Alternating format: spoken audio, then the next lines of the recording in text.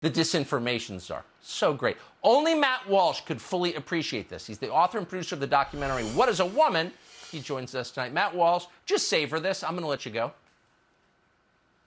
Yeah, I think it's actually great news. It's great news for us, but it's really great news for CNN too, because the Disinformation Board, it means that something finally died faster than CNN Plus, so they could take some solace in that, I suppose.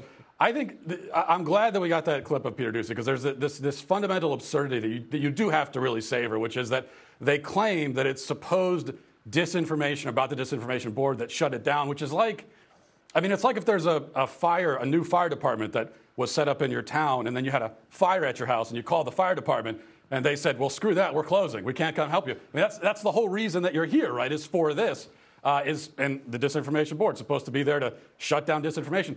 The first piece of disinformation you should be able to shut down and expose is the disinformation about the board itself. But of course, we know that when they say disinformation, they mean not disinformation, but information that is inconvenient to them. Every time the left talks about misinformation or disinformation, they mean disinformation, or rather information that we don't like. And that's the advantage of being a relativist, by the way, which is that, right, if you don't like a certain truth, then that means that it's no longer true because you don't like it, which is exactly why these people cannot be in charge of deciding what's true or not, because they are relativists when it comes down to it.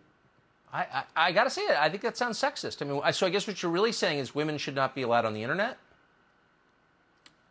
Yeah, I mean, when it comes down to it, of course, that's exactly what I'm saying. Yeah, and that's like this is.